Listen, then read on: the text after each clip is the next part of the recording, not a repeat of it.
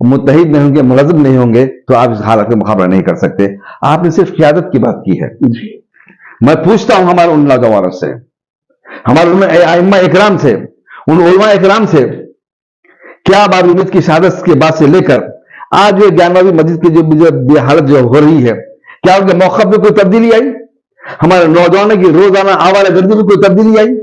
जिंदगी कुछ मकसद से वो जो है वाबस्ता हुए कि उन्होंने मकसद इख्तियार किया कि हम आज से आवारागर्दी को छोड़ते हैं, हम आज से गुटखा खाने को छोड़ते हैं, हम आज से जो है गांजा पीने को छोड़ते हैं, बड़ों का को एहतराम करते हैं, मस्जिदों को आबाद करते हैं, हमारे अपनी सेहत बनाते हैं, मुलज़्ज़म होते हैं, मुत्तहिद होते हैं। क्या किसी आलिम ने जो है वो ये सोचता है कि अगर मैं आज अगर खत्म खुतबा दे रहा हूं तो इस मसले की बुनियाद पर मुसलमानों का आपस में लड़ाने का खुतबा जब तक ना दूं मेरी नौकरी बरकरार नहीं रहेगी?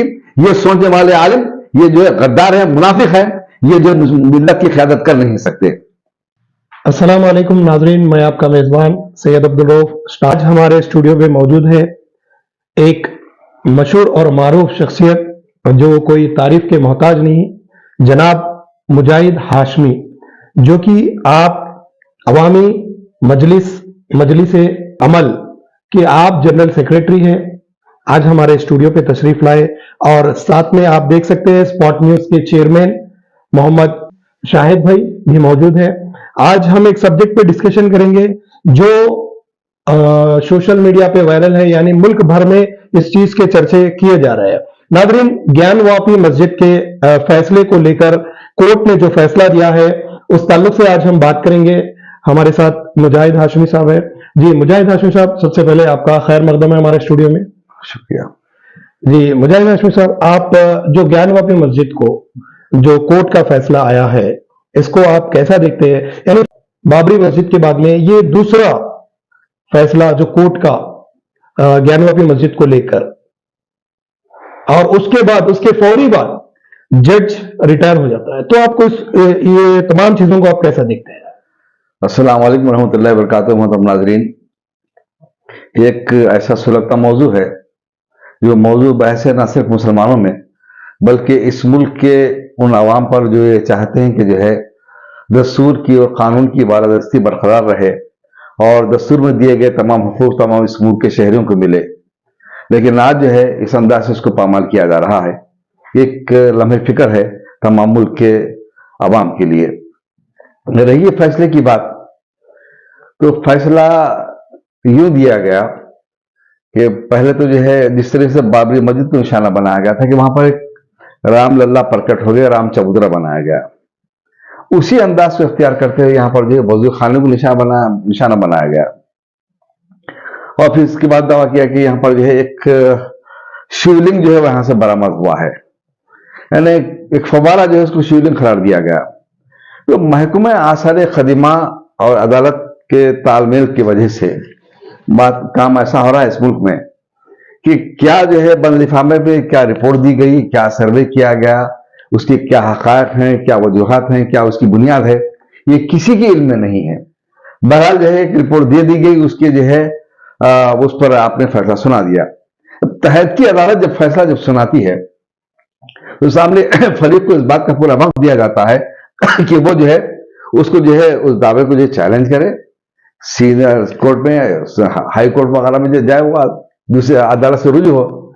लेकिन जो है तमाम जो है मौक़ों को जो है खत्म करते हुए फौरी उनकी उस हुक्म पर अमलवारी की गई। ये ना सिर्फ ये कि जो है वहां पर पूजा शुरू कर दी गई, बल्कि जो है बाबरी मस्जिद का जो है जो बोर्ड लगा था उसके ऊपर जो है मंदिर का जो है नाम चस्पा कर दिया गया है।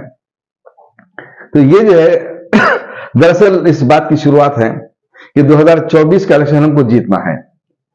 तो अब जीतने के लिए क्या मौका अख्तियार करना चाहिए? वही मौका अख्तियार किया जा रहा है जो है बाबरी मस्जिद की शहादत के बाद हमने राम मंदिर को बनाएंगे। अब बाबरी मस्जिद का जो फैसला है इससे आप वाकिफ हैं।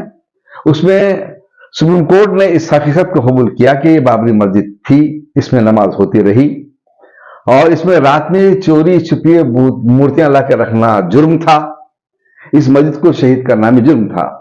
लेकिन हम महज आस्था की बुनियाद पर इस जगह को हम जो है हिंदुओं के हवाले कर रहे हैं। एक ऐसा फैसला है जिसने आस्था के कई दरवाजे खोल दिए। आज बुद्धिस्ट भी इस बात का दावा कर रहे हैं कि ये इनका मंदिर है, जैन भी इस बात का दावा कर रहे हैं कि ये इनका मंदिर है, यानी कोई सबूत तो सिर्फ मुसलमान ही रखते हैं।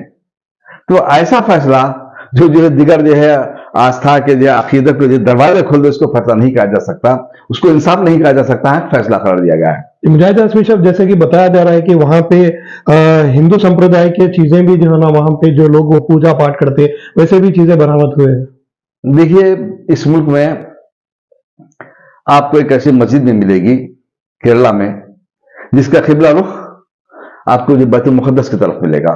जी। वहां का राजा कोई मुसलमान तो था नहीं, गैर मुस्लिम था, लेकिन हिंदू मजहब की इन किताबों में इन बात के जो है जो पेशेनगोई की गई थी कि एक ऐसे पैगंबर आने वाले हैं जिन पर आपको ईमान लाना होगा।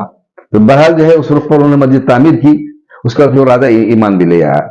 तो जो है बहुत से ऐसे जो है मनादिर हैं जहां पर जो है राजाओं ने जो है हो सकता है इस्लाम कबूल कर उसको मस्जिद में तब्दील किया गया है। अब रही बात, एक जो है बात यह भी कही जाती है कि अकबर के दौर में हुआ ये कि मुस्लिम उलमा कभी मुत्तहिद और मुत्तफिक नहीं रहे, आपस में लड़ते रहे। उससे बेजार होकर उसने दीन इलाही बनाया था, और दीन इलाही ये जो है खुद अकबर नहीं बनाया था, बल्कि उसको बनाने में जो है मौलाना अबुल फजल फैजी साहब ने उनका ताउन किया था। और जो उस हो सकता है, ये कोई वैसी बात तो नहीं हो सकती, बुनियाद तो नहीं हो सकती, क्योंकि ज्ञानापीठ की मस्जिद जो है उसके साथ आगे एक मंदिर भी है, वसी व अरीज इलाका है। तो अगर जो है कहीं पर लाके चोरी छिपे अगर कोई अगर कुछ जो चीजें अगर डाल दे और इस बात का दावा करे कि जो है यहां पर जो है ये हमारे मंदिर थी, तो मैं उनसे ये पूछता हूं कि बाबरी मस्जिद के फैसले से कबल मुस्लिम क़यादत से इस हुकूमत ने जो है एक वादा किया था, कानून बनाया था इबादतगाहों के मुतालिक कि 1947 से कबल जो भी इबादतगाह रहेगी उसका वही मौक़िफ़ रहेगा, कभी उसको तब्दील नहीं किया जा सकता। लेकिन आज उसी अपने कानून को तोड़ते हुए वो लोग जो अपने मौक़िफ़ को तब्दील करते थे, या नबी मस्जिद के मसले उन्होंने कबूल किया है। यानी आपके कहने का मतलब संविधान का खुल्लम खुल्ला खत्म करना चाह रहे हैं। खत्म किया जा रहा है। आप मैं दूर नहीं जाऊंगा जी, आपके करीब में जाऊंगा। मैं गुड्डी मलकापुर सब वाकिफ है जी। तो गुड्डी मलकापुर में एक बड़ी मंदिर है, झाम सिंह की मंदिर। तो झाम सिंह जो है निजाम के फौज में जो है एक ऐसे ओहदेदार थे जिनकी जिम्मे जो घोड़ों में खरीदना था। घोड़े खरीदने के लिए उनको रकम दी गई, लेकिन वो रकम जो है वो तगल्लुब कर लिए, चोरी कर लिए पैसों को। जब उनकी जो तलाश शुरू हुई यहाँ के जंगल में वो मिले। उसके बाद जो है बादशाहों का जो अंदाज मुसलमानों को जो होता है, उन्हीं चोरों के पैसों से और जो है पैसे डालकर जो बड़ी जो है वाली जमीन देकर वो मंदिर बना दी वहां पर। और आज भी आप देख सकते हैं कि मंदिर के दरवाजों पर घोड़े के दो नाल लगे हुए हैं और लिखा हुआ कि चोरी के पैसों से यही इन्हें ऐसी चोरी की थी। लेकिन उस मंदिर के हाथ पे आपने मस्जिद भी बना दी। तो मुसलमानों की गलती यहां पर हमारी ये है, हमारा ये जिम्मेदारी थी कि हम उस मस्जिद को हासिल करने की कानूनी कोशिश करते, जिद्दोजहद करते, लेकिन हम इस ख्याल में रहे कि हम फिर हम आगे के मुतासिर ना हो जाए, इसलिए हमने मंदिर मस्जिद को कुर्बान कर दिया। ये हमारी गलती की वजह से जान का ये मौका जो है ऐसा होता जा रहा है। जी। तो ये जो है ये रास्ता कहीं रुकने वाला नहीं है। शाहिद भाई, आप ये ज्ञानवापी मस्जिद के फैसले को लेके आप कैसे देखते हैं? इस फैसले के ताल्लुक से तो मैं बात नहीं करूंगा, अलबत्ता ये बताऊंगा कि भाई पूरी दुनिया में हिंदुस्तान एक सबसे बड़ा जमहूरी मुल्क माना जाता था। अब सियासतदान इस हद तक नीचे गिर जाएंगे अपनी इख्तिदार के लिए, और नीचे इस हद तक गिर रहे हैं कि आने वाली जनरेशन को इसका बहुत बड़ा नुकसान होगा, बहुत बड़ा नुकसान होगा। क्योंकि मैं ज्यादा उस चीज पे नजर रखता नहीं है, लेकिन आपका शुक्रिया, आप मुझे बात करने का मौका दिए। लेकिन मैं अपने आने वाले जनरेशन से यही बोलूंगा कि भाई आप लोग अपने इत्तेहाद का मुजाहरा करें और जात पात के नाम पे अपने आप को तफरुकात में ना डालें, बल्कि हिंदुस्तान के विकास, हिंदुस्तान की तरक्की के लिए आप लोग काम करें। सियासतदान जो है अपने सिर्फ फायदे के लिए इस चीज को, इस हसास चीज को अपना मुद्दा बना के इख्तिदार पे आने की कोशिश कर रहे हैं। ये जो कोर्ट का फैसला आया फौरी बाद मजिस्ट्रेट रिटायर होना, इसको आप कैसे देखते हैं? देखिए, फौरी कुछ लम्हों के बाद फिर ज्ञानवापी मस्जिद में पूजा पाठ भी शुरू कर दी जाती मैं आपके सवाल को समझ रहा हूं। जी। बात यह है कि जिन जजों ने जो है बाबरी मस्जिद को मतलब फैसला दिया, उनको राज्यसभा की रुकनियत दी गई, ओहदे दिए गए जी। अब यहां भी बहुत कुछ हो सकता है। यानी आपका कहना है पूरी मिली भगत है। देखिए, हिंदू राष्ट्र अगर इस मुल्क को अगर बनाना है जी, तो मुजाहिद साहब आपको मैं 1 मिनट यहाँ पे रोक रहा हूँ। क्या हिंदू राष्ट्र बनाने के लिए सिर्फ मस्जिदों का ही सहारा इनके पास है? क्या मस्जिदों को खत्म करने से ही हिंदू राष्ट्र बनेगा? इस पर ही हथियार है इस्लाम दुश्मनी का हथियार। जी। मस्जिदों को निशाना बनाएंगे तो हिंदू जो खुश होकर थे हमारा हिंदू राष्ट्र बोल के आप उनको उड़ दीजिए। लेकिन जो है उनसे अगर वो उन हिंदुओं से अगर पूछे आपके धर्म में, आपके मजहब में आपका मुकाम क्या है, तो वो कहेंगे मैं तो पैर से पैदा हुआ हूं, आपकी हैसियत तो है, ये तो तब्दील होने वाली नहीं है। लेकिन इस उनको बेवकूफ बनाने के लिए और इस मुल्क के एक दलित ने जो दस्तूर बनाया था डॉक्टर भीमराव अंबेडकर ने, उसको खत्म करने के लिए ये तमाम खेल खेला जा रहा है।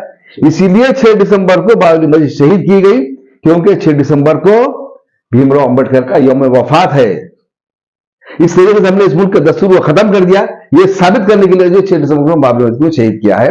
तो ये जो है इस मुल्क के लिए एक सवालिया निशान है उन अमन पसंदों के लिए, उन हमारे तमाम जो है मुल्क के चाहने वालों के लिए कि आया आप जो है इस मुल्क के जो है कानून की जो है बरकरारी चाहते हैं, अमन चाहते हैं, तरक्की चाहते हैं, तो ऐसी जो हरकतें हैं जिससे जो है ना आप तरक्की कर सकेंगे, ना अमन कायम कर सकेंगे, ना इंसाफ कायम कर सकेंगे।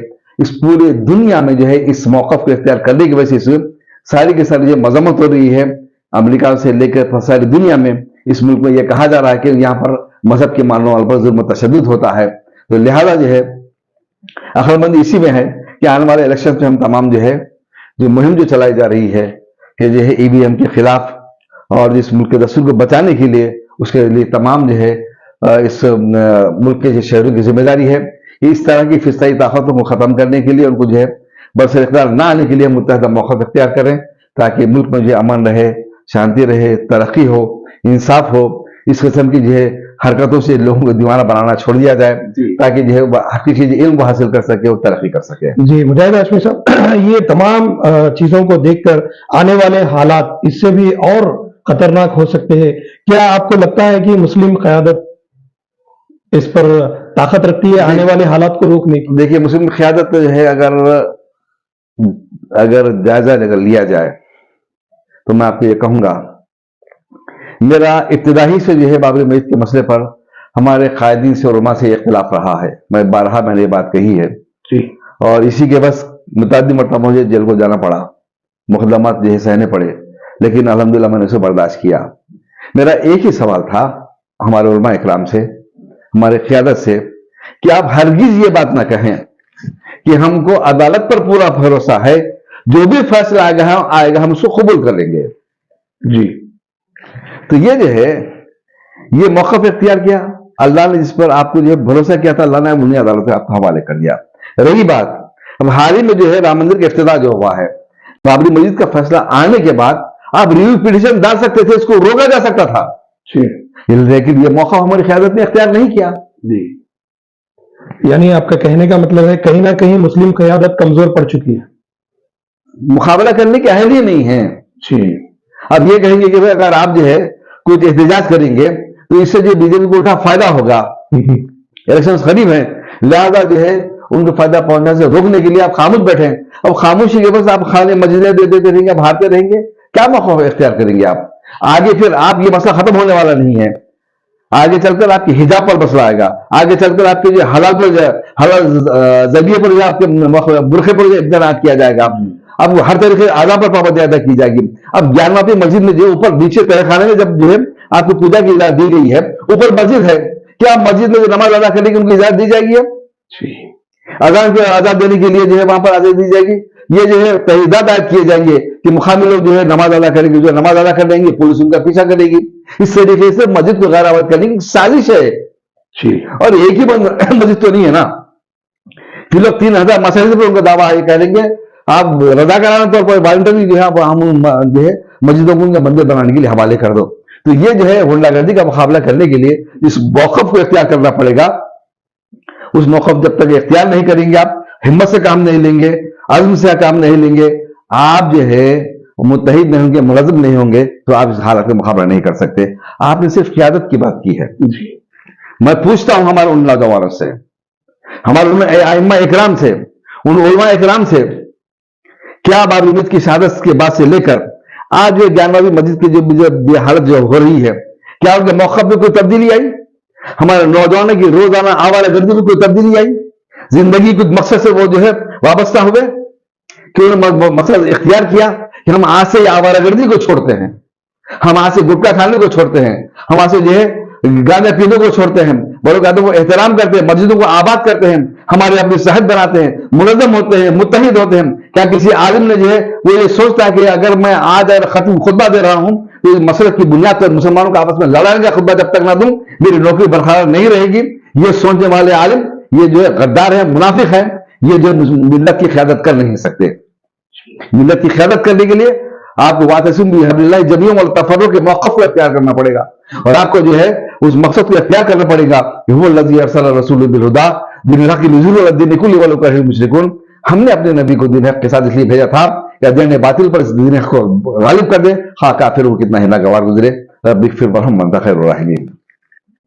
ये थे स्पॉट न्यूज के चेयरमैन मोहम्मद शाहिद भाई और मुजाहिद हाशमी। आप सबका तहे दिल से शुक्रिया हमारे स्टूडियो पे आपका कीमती वक्त देने का। शुक्रिया।